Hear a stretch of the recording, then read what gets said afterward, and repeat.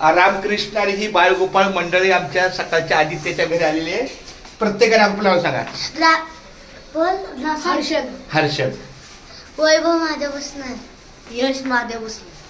रुद्रानंद वाकर्डे. राठोड. प्रणव. हा प्रणव. सोहम दादा सोदर. चला बाळाचं आता ह्या मोठ्या मुलाकडून ओपनिंग करूया. चला आमचा हा हर्ष ना.